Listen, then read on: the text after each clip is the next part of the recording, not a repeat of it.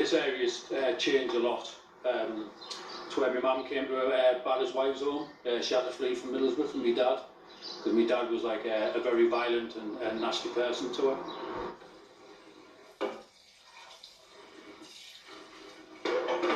I used to live in Middlesbrough till I fell pregnant with Shane. When his father found out I was pregnant with him, I started getting abused. He hit me with car batteries, sweeping brushes, Pyrex vases, locked me in the gas cupboard to try and gas me. He tried to kill the baby when I was pregnant. He was a handful from being able to walk, but like pinching from the shops. He was about 6-year-old, shoplifting from the age of 6. And that's when he used to run away with his friends. I met Shane when I was about 6-7-year-old, and we just started up and about together since then. We got into a lot of trouble together, burning houses, pinching cars, motorbikes, everything really. Police used to fetch him home for pinching like sweets or cars. They never used to think he was funny. We'd pinch a car, travel out the area, and we'd go and knock on someone's door, just out of the blue. And we'd just be like stood there, 2 little kids or 3 of us, and we'd all be stood there and we'd be like, "Excuse me, do you know where Peter Lee is?" And then we'd get him. So this man or woman would be like, "Oh, Peter Lee's miles away." We'd be like, "We're really far from home, can we have a sandwich and a drink of pop," or, you know, something like that. And so they'd feel sorry for us and say, "Oh, come on in." And when we sat down, they'd say, "Oh, do you want pop, or do you know?" And then they'd go and basically go and make us something to eat. As soon as they went out the room, we'd be on the hunt. So if we found a handbag or a purse or a wallet, we'd instantly do one straight away, because we know there's going to be some money. So if we got that, we'd just run out the house before they come. Yeah, I remember one day we blanked our way into a house, and while we were in, we searched the house from top to bottom. And what happened was we couldn't find out. We were proper gutted, and on the way out we were like, "Oh, we'll go and do somewhere else." But we were hungry. My mate went to a biscuit tin and opened the biscuit tin up, and it was full of thousands of pounds of rolled up notes. And we were just like proper buzzing, just ran out the house with all the money and went.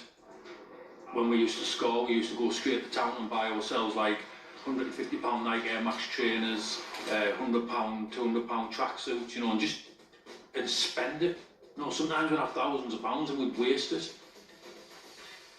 You know, I have to be truthful, you know, I didn't have no morals or them older or them younger. We just burgled whatever we came across. We were young, naive, and just did whatever we did. Cheers, it's hard when your kids, every parent thinks their kids can't do no wrong, but nobody's kids are perfect.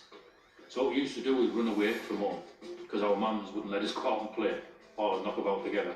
So we'd run away and just meet up with all of us, and we'd just go out. The police would be hunting us down, and while they're hunting us, like, trying to find us, we'd be out for about 4 or 5 days. Imagine the worry of your parents. 4 or 5 days out, grafting constantly burgling, constantly pinching cars. When we were first pinching cars, it was Metros, because we only had the strength to snap the steering locks on them, because we were just kids hanging off the steering wheels trying to snap them. It took a few chases, we got away from a few chases as well. The helicopter tends to focus on the driver, so when the driver runs off, they hunt him down, you know. So we get away sometimes. But that's what we did, you know, and we'd pinch cars, go out rallying about, and then we'd just go to our mates to show it off, and then everyone would pile in, and then we'd go up on the field and spin about the field and handbrake about, and then set the car on fire and like do one and go to the next victim, really. I used to ground Shane when he did something wrong, and then he used to throw the mattress out the bedroom window, then he used to jump out on top of it.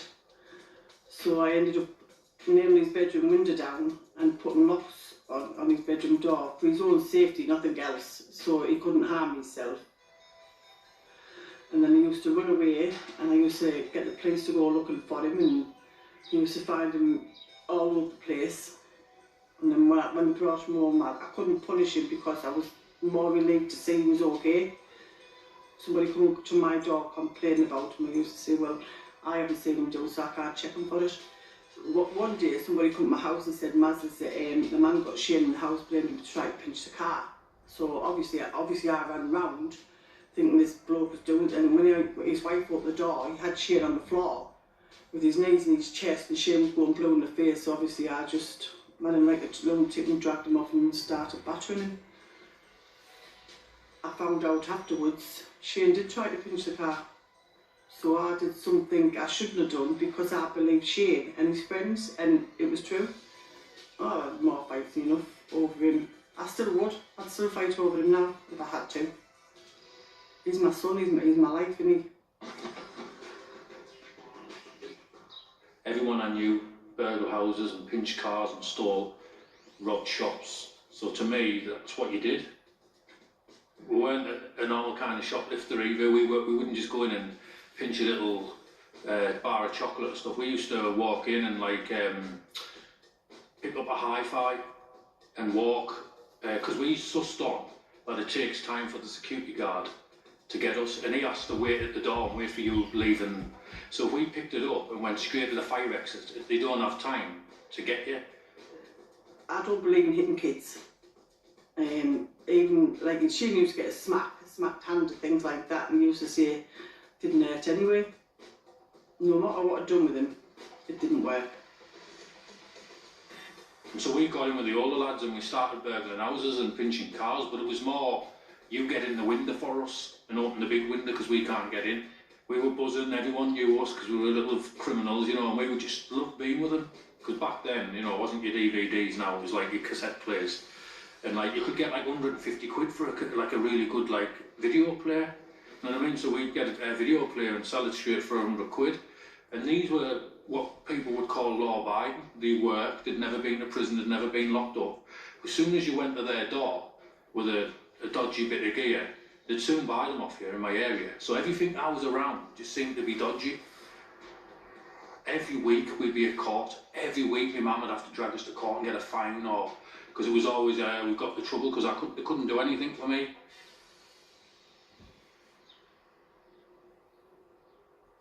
Grew up in many houses in Peterlee.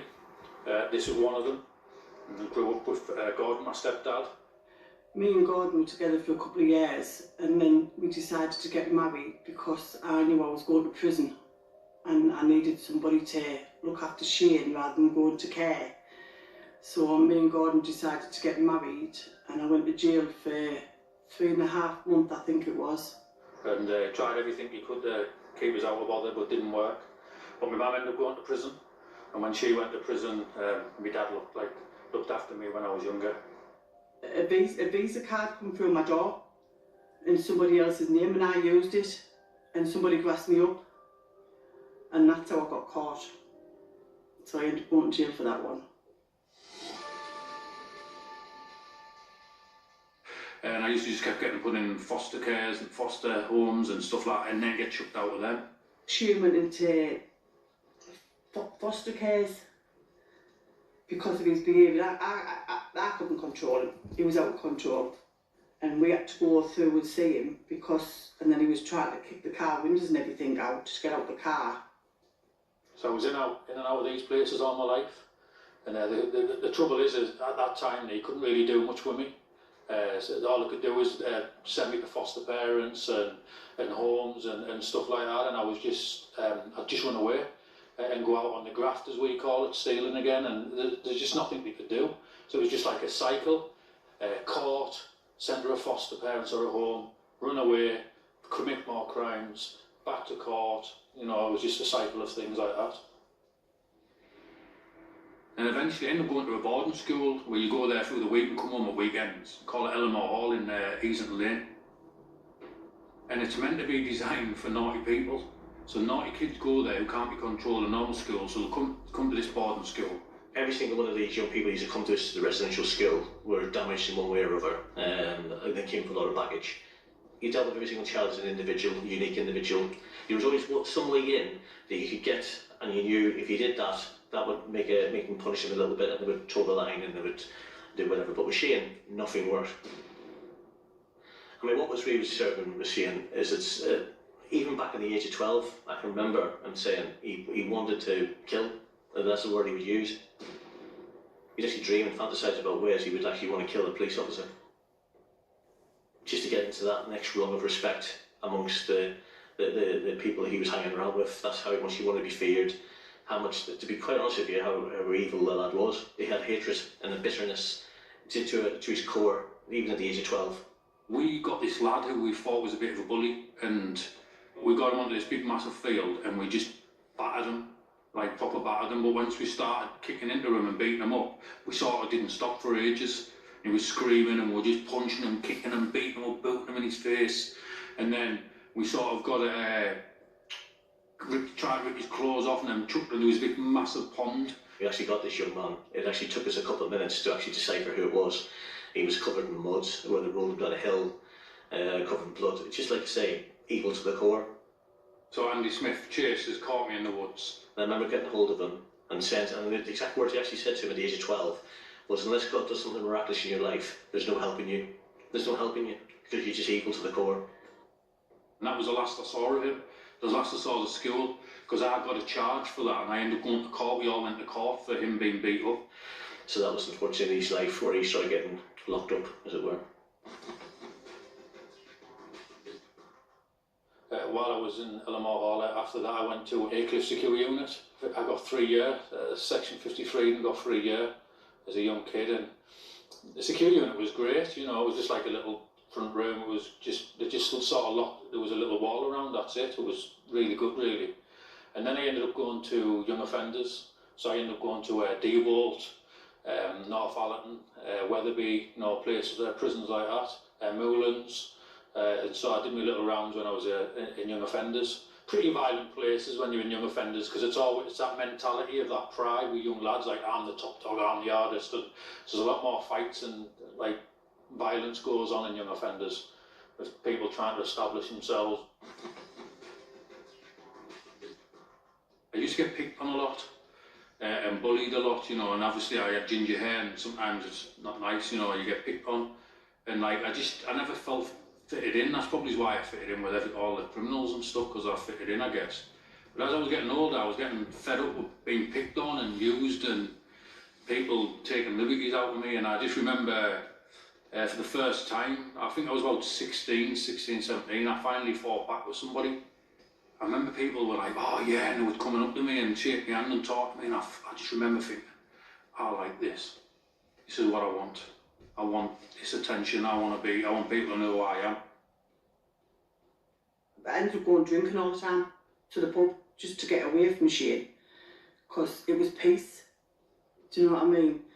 And then we used to end up going back home and we used to just go to bed out the way of him and just let him do what he wanted in the house. And my mindset started to change, and I would, I just remember I was, still wasn't known as being nuts or out like that, but just beginning to fight back, beginning to be this lad where people knew that, like, you know, if you're going to say something, you're going to fight it, you know, and, you know, it wasn't, not claiming to be the hardest man around, because clearly I wasn't. We started to get scared of him, myself, my husband now, members of my family were getting scared of Shane. I was petrified of him. But I just started becoming extra game, to the point of where, this is how my mind started going, like if we were walking down the street and someone pointed somebody out, said, see him over there, he's hard, or he's crazy, don't mess with him. It almost became a challenge to me in my head.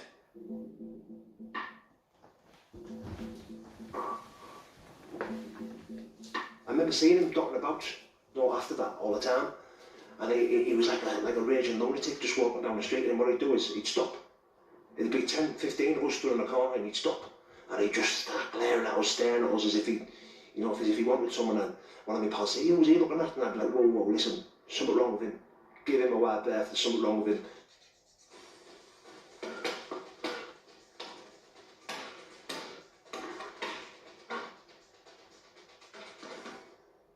It wasn't the fact that I wouldn't have been able to beat him in a fight.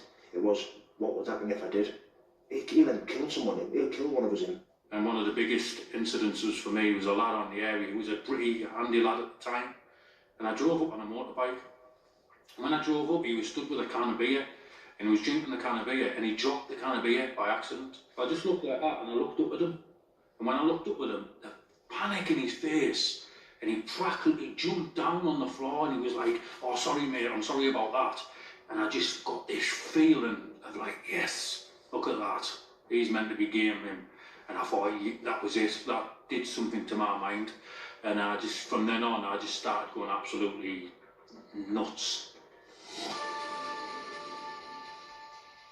I would watch the wrong kind of films to watch, you know, and I'd repeat them, where people were getting killed. You know, I'd watch films where people were getting stabbed to death, and gangster films where gangsters are doing drive-by shootings, and I would get this rush. My mindset started there, because I didn't, you know, I wanted to be a bit tough, but I didn't think that I was going to suffer with mental health. And that's what started to happen. And I started to watch these films, and they started to affect me, because my mindset would be, I remember Goodfellas, is it Goodfellas? Where the man's stabbing the man, and in the back of the boot, and it sounded dead realistic, where I thought at the time. And I just remember getting my hairs used to stand on end, and I used to think, yes, I want to be a gangster. Threatening to kill people, threatening to shoot people, threatening to stab people, and I thought, what's wrong with him? Is he meant coming out with something like that? Do you know what I mean? You can't believe your kids saying things like that. It was awful, and I didn't know what to do at the time. I lost a feeling of fear and love. You know, like someone who's going to go and have a fight, someone who's going to go and do something, will instantly think, they'll have a fear, oh, I'll get lifed off. Or, oh, he's too hard, he'll come and shoot me. That disappeared out of my life. Something happened, and I can't put a finger on when it happened or where. All I remember is that I had no love for anyone. If anyone who I loved in my family had died, I wouldn't have shed a tear. And at the end, me and my husband decided to get another house and let Shane have my house. So, to try and give him his own independent and everything. So that's what we done, just to get away from him, so he could have his own house. If someone said to me, see him over there, he will shoot you dead. I'd be like, will he? We'll see about that. And then I would go to them. Biggest and hardest man, I used to think, I'll win. No matter who you are, but I'll win. And you better kill me, because if you don't kill me, I'm going to come back and I will kill you. I don't know, it just went off the rails. It was awful to know what your kid, you don't know what's going on in the head. Do you know what I mean? You don't know if they really want to kill somebody or they're just using it, but Shane there was something wrong with him. And I remember going into this club, I was selling ecstasy tablets at the time, they call them on the streets. Drug, you know, get a good buzz on weekend and stuff. This local handy lad, he's there with his boys with his long leather jacket thing on, thinks he's something. And he come up to me, went, where were you? So I went and sat down, I looked to the side and I thought, if I don't do anything here, all them there are going to go around the estate and tell everyone that I got pulled up by this lad and I didn't do anything about it. And so I made a choice there and then that I had to make an example of him. But as I made that choice in my head, he said the worst thing to me. And he said, you want to mess about with the big boys, do you? And I just snapped. I put my face into his face and I said, no. I said, you're messing about with the big boys. And I said, get outside because I'm going to kill you. Got a 9-inch kitchen blade ready, and when I heard the door open, I just turned around and stabbed him straight through the top of his chest, shoulder, back part here, straight through his body. I pulled it out and made like a vacuum sound, and he just dropped to the floor.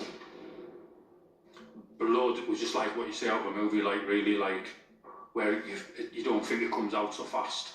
It was just like a tap, just coming out down the steps, just running down.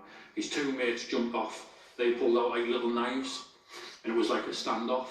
So every time I was like trying to stab him, he was trying to stab me, and then I was turning, so I was in the middle for a bit. And then one of them was sort of sat forward with his head forward, so he was coming in like lunging like that. He had his head forward, and I thought, right, if I get him again. So I went to my tent to go and get the other one, and as he come forward, I swung my knife round and just missed him. He just got back. If it would have hit him, it would have went straight through his temple. The strength I did it, and he stepped back and he went, he said he means business him, and they both walked off. But I remember going to Hartlepool, and we had this video really, and my mate was trying to sell it, and these blokes come out and they try to get involved and try to take it and stuff. And then what happened is it turned out that in the middle of Hartlepool town centre, we brought it to a standstill, right in the middle of the road, buses, everything, caught up with them. I just remember my mate ran up to him with a bat, and he was fighting with a bat, but he was only a young lad, he was only like 14, but he really respected me at the time, he looked up at me, and so he just ran up with a bat, so I've got your back, go on. So he ran up with the bat, and the lad pulled out a hammer, and as he was whacking with the bat, I just ran up, pulled out an Irish kitchen blade. This lad ran at me, and as he's come to me, he's pulled out a big mash hammer, and he smacked it across my head. But as he smacked it across my head, I stabbed him 4 inches in his head, stabbed him there, and it come out there or something like that. And that was it, I was gone. So there's another. So it was attempted murder at first. The first like arrest was attempted murder, and obviously they all got knocked down. So you know, while I'm on bail for the first one, I've got another. So I've got these 2 attempted murders over me. Stabbed a lad in the head in Hartlepool, and I got raided by force, what they call them, they come with the guns and all that. Then my house got raided and all that. When I went, I phoned Shane, I said, don't come home, the police are looking for you. I've been raided. So Shane went on the run. Big mistake, I should have told him. I should have let him come home and let the police get him. And so I just come to a point where I just felt like, you know what, sack it. Just get people. You know, before you get it, you're going to get a big stretch, so just go wild. In my head, I give up on life. No one could have come in front of me without getting killed or stabbed up or anything back then. So I couldn't go and sign on at the door or out if I was on the door, because I knew the police would know to wait for me there, and they probably did. And I couldn't get a job because obviously the police know. So I did what I knew, and I went and taxed a few people.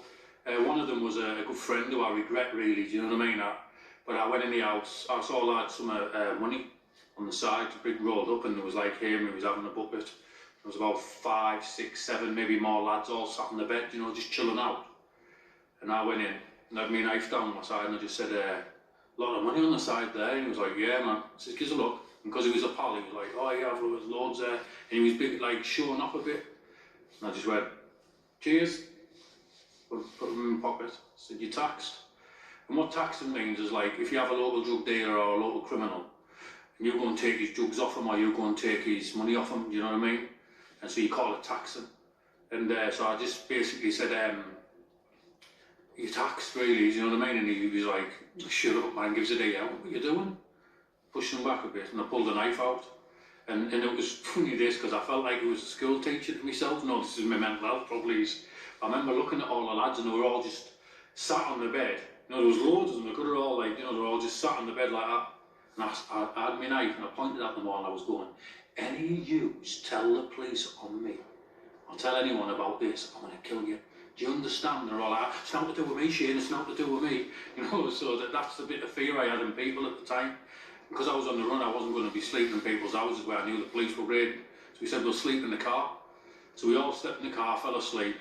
And how the police caught us is that they went past in the car and saw that because all of us were in the car asleep, it steamed the windows up.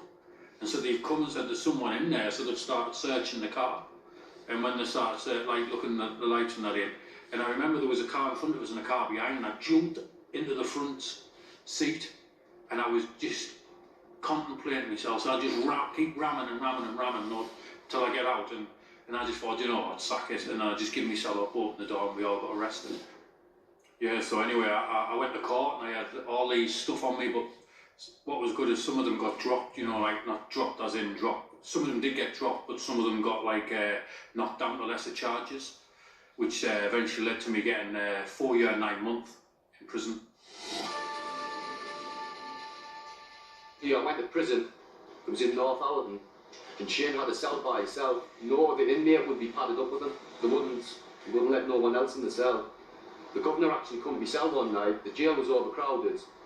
He actually asked me to go in with Shane because I was the only person he'd allow in his cell with him. And I actually give Shane one of my meals one night, and he started going mad in the cell and accusing us of poisoning him, trying to poison him, saying I've been putting broken glass in his meals and things like that. We had to sit up all night and talk, explain that with friends before the situation calmed down and realised he wasn't. I become a real big nuisance in North Hartlepool prison, and so they couldn't wait. On my 21st birthday, I went to court and went straight to Home House Prison, Matt Conn's prison. Didn't like the place from scratch really, so I wanted to ship out. So got this lad in my cell, and I had a knife, like a homemade blade, but with like 3 separate razor blades on. And the reason why they do that in prison is so like if there's slash you can't get glued, so you have to get stitched, and that way it leaves a bigger mark so they can remember you. It's a weird mentality. So I put 3 or 4 of them in, and I just sort of like had him, and I had him kidnapped in my cell. I had him on the bed, had his hands tied behind his back. You just broke off the hostage situation that's happened with Shane. What you do in a situation like that is you try to get a rapport going with the person. So I remember as if it was yesterday when I actually went to that cell to one of the observation panel. So I used the situation of knowing him very, very well from the past to basically like say, Shane, do you remember me from Elmo Hall school days? I just heard this voice coming in the way, and he said, "Hey, Shane, it's Andy Smith." So he's this teacher who I mentioned, who I was at school with, the one who kicked my legs. He's only a prison officer. I haven't seen him since then. He's a prison officer. He says, "Mr. Smith, how are you?" And it was a real surreal conversation. So I've got this lad at the door with a blade to his neck, and he's like, "Oh, I've been doing fine. I'm a prison officer." And I was like, "Oh, great." And we're having a conversation. And after 5 minutes of talking, and I says, "Shane, you're going to let this young lad go?" And he says, "Yeah, as long as you come in the cell, Mr. Smith, and no CNR teams or things like that." I says, "I promise you it'll just be me." And because I knew him, and because we had that chat, I just put the knife down, and you come in, when I wouldn't promise you wouldn't get like muftied up, meaning restrained. And we walked down the segregation unit, and he banged me away behind the door.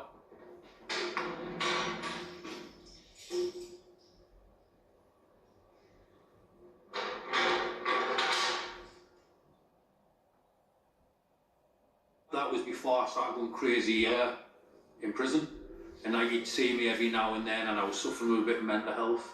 He thought all the prison officers were trying to tamper with his food, to the point where I used to have a plastic fork in the back of my trousers. So Andy would come and pull his fork out of his pocket and go, "There you go, Shane, I've just had a bit, there you go." I did have that rapport with him, which worked well, de-escalated situations, but it was, he's a sort of individual you'd never turn your back on, let's put it that way. While I was in the seg, I would daydream like crazy stuff.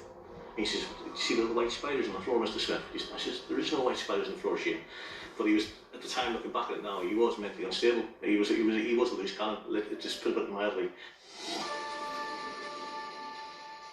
In Home House prison in a segregation unit, this is what it's like really. It's so you're 23-hour bang up. You'll get a shower every 2-3 days. They've got chairs made out of thick cardboard, and it's been designed in a way where it can't like just crumble. Strange, and your tables, cardboard, and above your sink you've got a metal sink and a metal toilet, and you've got like a mirror about that big above your thing, and that's it. That's all you have.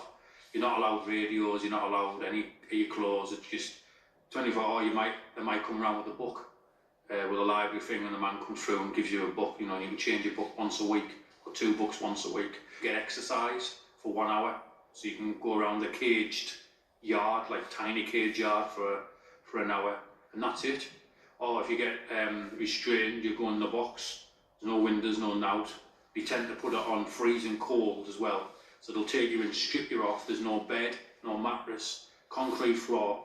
You get this little cardboard tub to wee and poo in, and then that's it.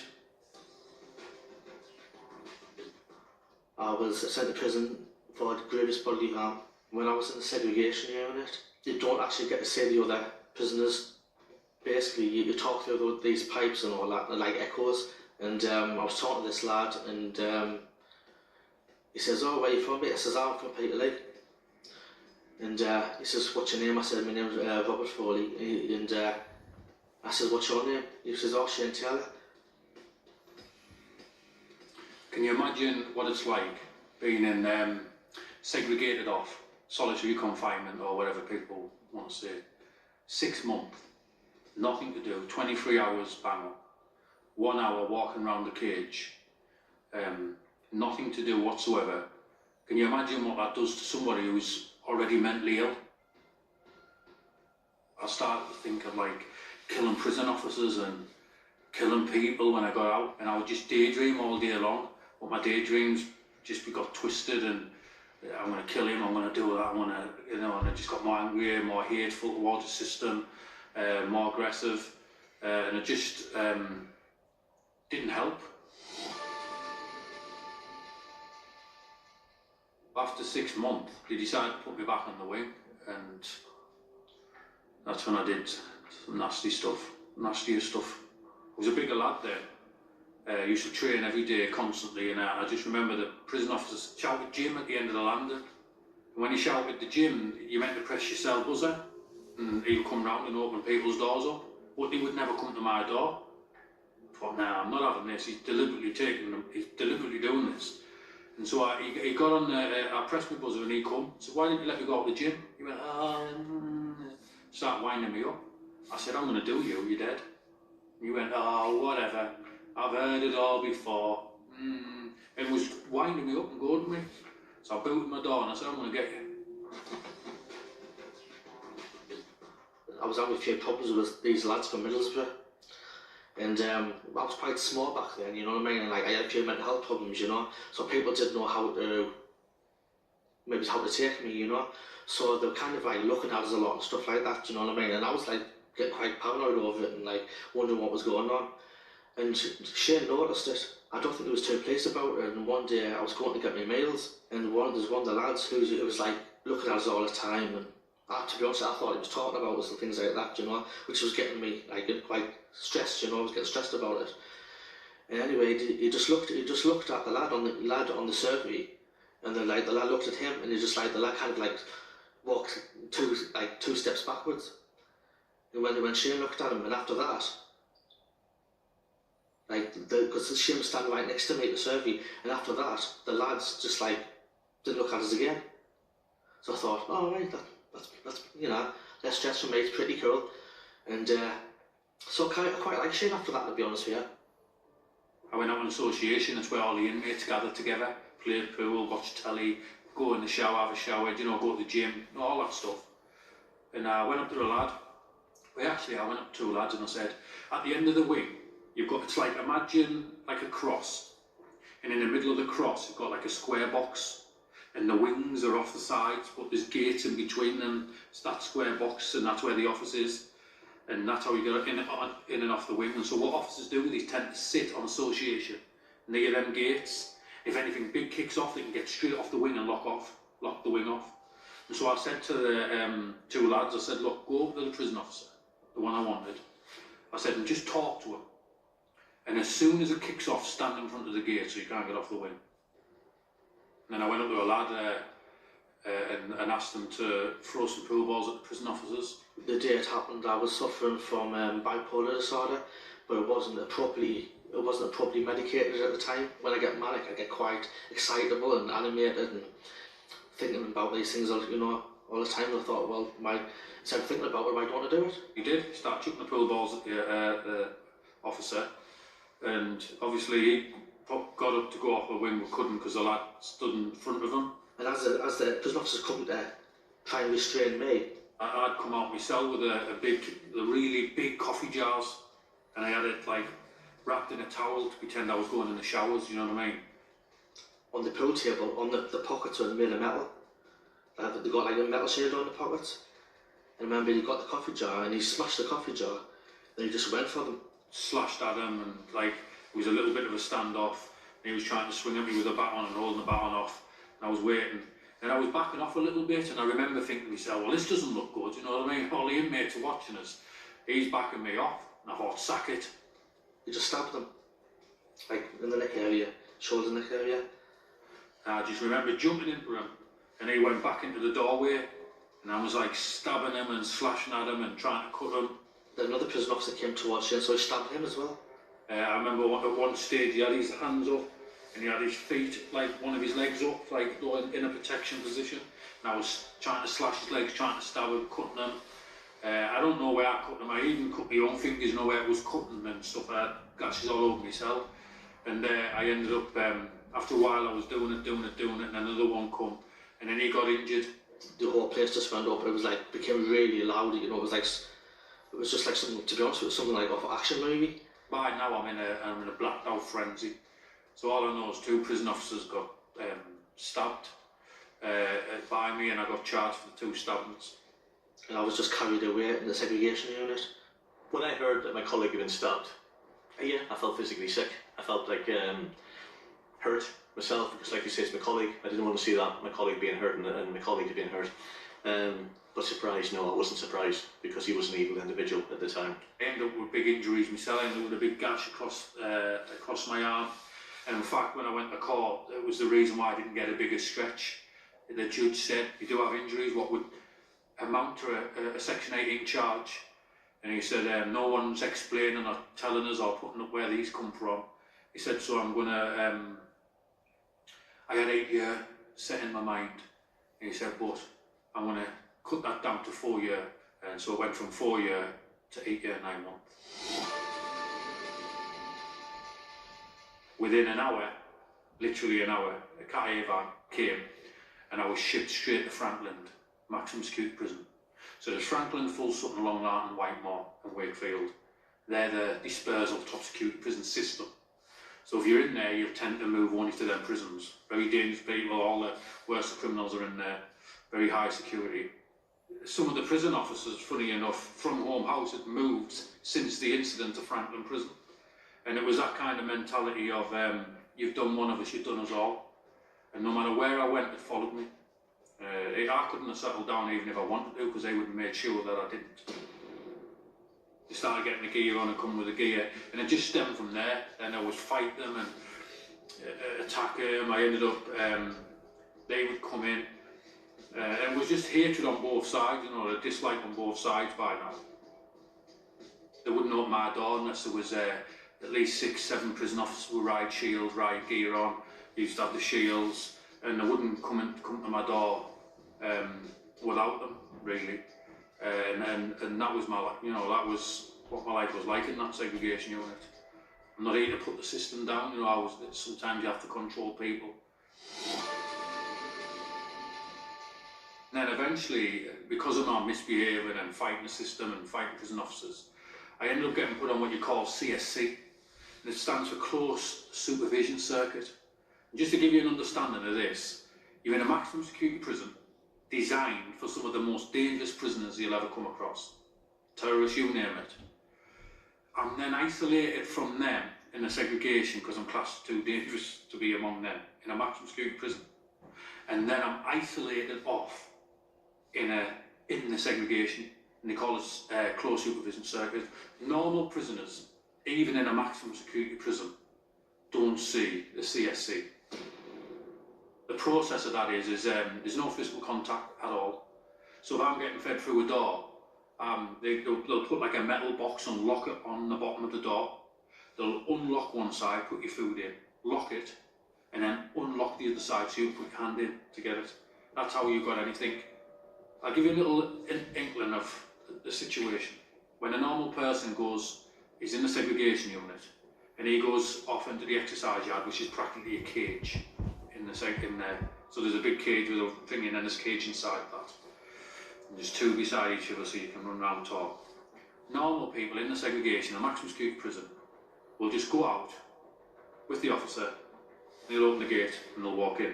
I had to go through a process, so I had to stand at the back wall, put my hands on my head, they'd slam the door open, they'd put the shield into the doorway, I'd have to walk backwards with my hands on my head, slow as I possibly can, like, as soon as my back touched the shield, they would then step back, and I would have to walk slowly again until my hand touched the shield. They'd tell me to step to the side, my back, they'd tell me to step to the side, and then they'd slam me up against the wall with the shield. I'd have to put my hands out, and then when I did that, one officer would grab that arm, another one with that arm, with all the riot gear on, and then they would search each side, and then they would like back off me, and then there'd be a riot shield, there'd be like 6, 7, 8 prison officers, all in riot gear behind the shield, and they would slowly walk back, and I would have to walk backwards, my hands on my head. If I made a sudden movement, they'd be on me. But then I got to a point where they'd handcuff me. I'd have the shields on me, man shield front, back. They'd have hold of me either side because I'd still try and nut them and spit at them. So there's practically handcuffed from behind. They'd have hands under me each side, I'd have my head back, and would slowly walk, take me about half an hour to get just round the corner. Then once I got in the cage, I'd have to get down on my knees with my hands on my back, my face like on the floor. They'd open the door, you'd hear the panic in them. They'd all be ready in a line to the last one, who would be on me, keeping me, and he'd have the handcuffs on. And practically, a minute, the handcuffs go off to go, go, go, go, go, go, and all of them would leg it out. And by the time they got to the gate, I was up and trying to get to the gate before the gate closed so I could try and get him. I just kept getting shipped out, and then what happened is it gave me a chance, so I'd go to the jail, and I started getting a bit clever really, so I started studying the laws of the archival books and all that out of the library. I think they hated that. So I was getting a bit clued up on what they can and can't do. And so when they were putting me in a prison and leaving me there for months and months and months on end, I'd then start making like legal complaints, so like this shouldn't be happening. And what happened is that they'd then let me on the wing, and within a month I'd be dragged back down the cell again. Drugs, fighting, prison officers feel threatened, whatever. The tension when I was on the wing was that bad between us. One day, they come to the door with the gear on. As soon as they come in, charge at them, bang, fighting. It lasted for ages. It lasted for about 15-20 minutes, and when you're getting muftied up with riot gear, and it's lasting that long, it's believe me, it means you're kind of good really in a sense. And the inmates, I got respect through the system because of that. And I remember this one time, they got me in and I went to the back of the window and I stood there for a little bit extra and I thought, this is not right. And as I went to turn, they just smashed the like really hard, smashed the shield. So I went up against the wall. I had a prison officer who had hold of each hand. But what they didn't count on is instead of me letting go so they could get me, I slid my hands down the wall. So I sort of went up, and it was all instant, quick as you can think. Hands went on the wall, I slid my hands down, turned, and I sort of got one and sort of picked them up with my legs and fell with them.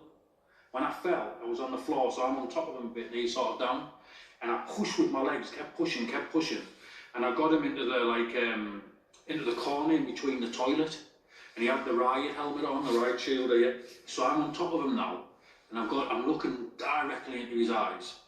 And prison officers now are into a bit of a panic now. You know, they're panicking. So they're booting me, kicking me, pulling my head back, trying to stop me breathing, everything. They were doing it out of panic. And I started getting my hands up. I wasn't bothered about them. All that was blocked out for me. I just remember looking at him and saw the fear. And I just looked at him. I got my hands so far up his shield, I had my hands about that far up, about here. And all I remember saying to him was, dude, if I get your neck today, you're not going home, you're dead. And he panicked. I heard the panic in him. I know when you hear panic, I heard the panic. We said, get him off us. And after a while they got me, handcuffed me, battered me all over. One of them got me neck, like you know when you're feeling when you're drowning. So one of them got my neck, so I'm handcuffed, one of them got my neck, like choked me, and just as I felt I was like into that panic of going like that, he'd let go, and just as I tried to get my breath, he'd do it again, and they were doing that for ages to me, and then just punching me, booting me, and then they said to me, which made me laugh actually inside, I remember one of them saying, you coward, and I remember thinking, 6 or 7 prison officers were riot shields, riot gear. They've got a handcuffed man who's defenceless on the floor. They're beating the living daylights out and while he's defenceless on the floor, and they call me a coward. You know, I just couldn't understand what that actually, you know, who's the coward, you know. And but then what topped it off then is the I don't know if it's SOP or what's the main officer. She came in and she was like, is everything all right? Knows what's just happened. So I just held my breath and I was like, yeah, of course. Why shouldn't there be? But one day they come and they just after getting moved about, one of them, they said, oh, we're going to put you on a ferry, you're going to go to the Isle of Wight. So I got into the Isle of Wight and for the first time, and I can't say names really, but got involved with a few people who were involved in selling heroin in prison. Realised how much money you could make, and we started selling heroin. And what happened was I was getting me free canteens, getting the James, I was taking a few steroids at the time, and we were just doing business like that. And what happened is there was this lad, this Christian, started trying to tell me about God. I just thought, you're a nutcase, you know what I mean? Get away, you know. He said, I've been in prison for years and years and years and I'm never getting out again. But I'm free. He pointed at his chest. And it pricked up my ears. Not because I understood what he was saying, it was because I didn't understand what he was saying. How can a man be in prison for the rest of his life, never ever going to be getting released ever again because he's in for murder, and be free? I couldn't get it. I couldn't grasp it, so it was puzzling my brain. But I carried on doing what I was doing. About 10 prison officers came. They said I was going to segregation unit for subversive behaviour, which I didn't have a problem with what that meant at the time. And smuggling drugs into prison. I decided to kick off. I went on a dirty protest. I smashed the glass out my door, rubbed poo all over myself, rubbed poo all over the cell, and just wanted to make my life a bit hell, because it's not nice walking in at work in the morning and barking, because that's the whole purpose of doing it, make their life hell. Prison officers come, said, look, you've had your chance, you're going back to the top security prisons. And that's when I went to Long Lartin maximum security prison. And I was in there for a couple of weeks, ruthless prison. And they came to me and said, education. And when I got education, you've got to understand this, in prison they've got what you call movements. And so on the wings, when they do movements, they'll come and open your cell doors and you'll go to your destination. When you get to the other end, there's 2 prison officers stood there, and if your name's not on the list, they should have sent you back. I made a fuss, and I was like, what, I've come all the way down here, and made a fuss, and one of them, I must have done his head in, because he went, go to the chaplaincy down there. And so I went to the chaplaincy, and when I went to the chaplaincy, I walked in the middle, I saw this circle of lads, saw this TV with the posh man, hello and all that stuff on the telly. God has revealed himself in a person. We've looked at that. He's revealed himself in Jesus. That's the ultimate revelation of God. When I finished, I was going to go, and the little lass went to me, are you meant to be here? I gave her my name. She said, oh, your name's not on the list. So I went to go.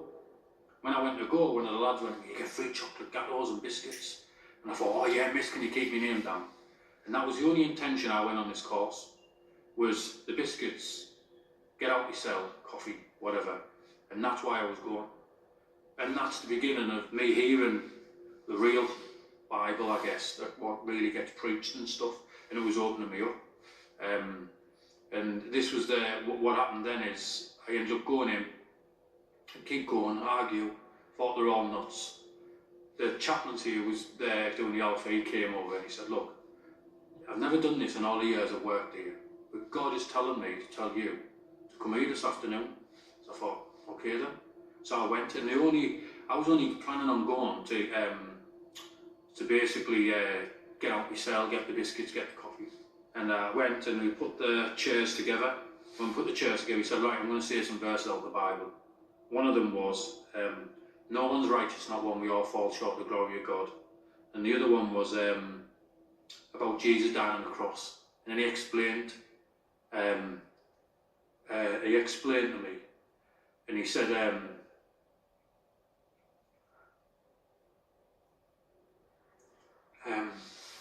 he said to me,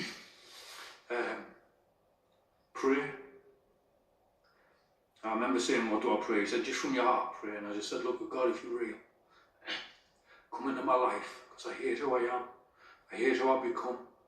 And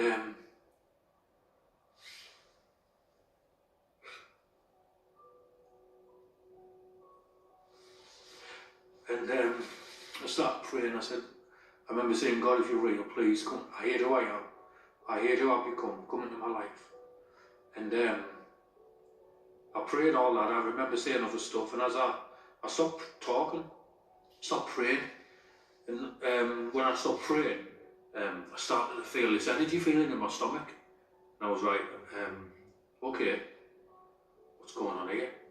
And this feeling started raising up, raising up, raising up. When it got to about my chest, I just burst out uncontrollably and cried my eyes out. And I sobbed and sobbed and sobbed uncontrollably. And from that moment on, I knew God was real. I just knew. Just changed my life, you know. I try not to get upset, but it doesn't get any easier for some reason. Because the longer I'm changed, I'm a different person.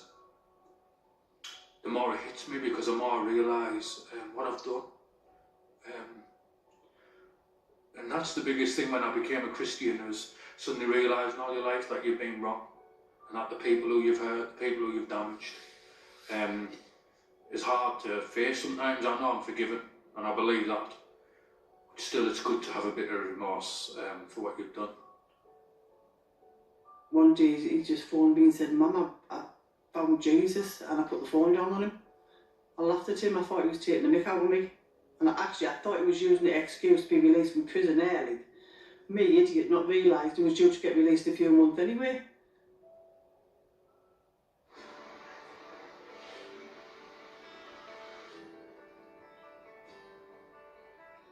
Hi, my name's Nicky Gamble. I was an atheist. When I was at university, I read the New Testament.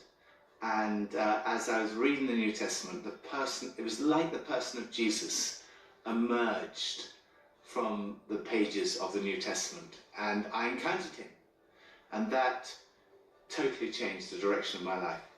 I practiced as a barrister for a number of years, and I'm the vicar of HTB, and people describe me as the pioneer of Alpha. Alpha is opportunity to explore the meaning of life, and it's designed for people who don't go to church, who wouldn't call themselves Christians. And it's a very low-key, non-threatening, fun way to explore the most important questions, like why are we here? Is there a purpose to my life? Does it have meaning? What happens when I die? So we have now over 100 countries in the world are running Alpha. We have offices in 58 countries, and it's spread. 25 million people have done the course, and it's growing all the time. Alpha started in the prisons in 1994. Someone who was in prison had a girlfriend who was doing the Alpha course here, and that's how he heard about it. And this guy said, "Well, I'd love to hear more about it." Spoke to the chaplain, and the chaplain invited me to go down, and I couldn't go, but I sent a team down, and the team went into the prison, and remarkable things happened. A father and son who had been involved in the largest import of cannabis ever into this country at that time, encountered Jesus. They were filled with the Holy Spirit. Their lives were radically changed. Alpha spread from prison to prison, and then to over half the prisons in the UK and in 80 countries around the world. Last year, 50,000 people did Alpha in prison. When I heard that she had become a Christian, no, I wasn't cynical about it, because I'm a Christian. And I believe God can change anybody's life, you know, even Shane Taylor's. I kept a distance. I didn't get in contact with him for 2-3 years after knowing through the grapevine, as it were, that he'd become a Christian. He was doing certain things around the area, which I never went to. But then I got to the point where I thought, no, it's right to actually go and see him. So I asked the governor at the time's permission if I could actually go and see him, which I did. And it was surreal to see the difference, if I'm being completely honest with you, absolutely surreal. This aggression had gone, the anger had gone, and this big softy was in front of me, being completely honest with you. It's lovely to see him with his family, his wife, and it was just nice to see a totally different Shane Taylor, this guy that you knew from old, that you've never turned your back on, and suddenly it's like this guy's like a role model for people to follow. Home House, I can't do nothing but give credit to. At the end of the day, I did a lot of stuff in Home House prison, but yet they've got such a heart for rehabilitation that it's unbelievable that they've looked beyond what I've done to allow me to come back in, because they're just desperate to see the lads keep out of trouble. See, when I was in prison, I never saw it. I just saw the white shirt, the enemy, the prison authority, the keys, and never thought that beyond that, there's actually officers who go out the way to try and help inmates not come back? Years gone by, I hadn't seen Shane, I never heard of him. We both went our separate ways. And obviously, I fell in with the wrong crowd. I'd done my own thing, and before you know it, I landed myself in prison, a decent prison sentence. And I remember I'd been in there for a while, and my auntie sent me a booking, and I read it, and I was like, wow, it's a bit mad. And I rang my auntie and I told her about me reading this book. I said, I know this guy. She went, oh, you know him, dear? I went, yeah. She went, that's funny because he wants to come and visit you. As soon as he walked in the doors, I could just see his eyes. He had like this loving, caring face. It changed from like a psychotic murderer's face to like a kind, loving face, not like a humble face. He looked like a humble person. I do believe that only God can change a man like that. You know, his story is unbelievable, and it affected my life. It'll affect my life the rest of my life. His story and the way he is now, it made me become open-minded about God. An encounter with Jesus changed my life, and actually deep down I'm as broken as Shane. I'm as broken as anybody.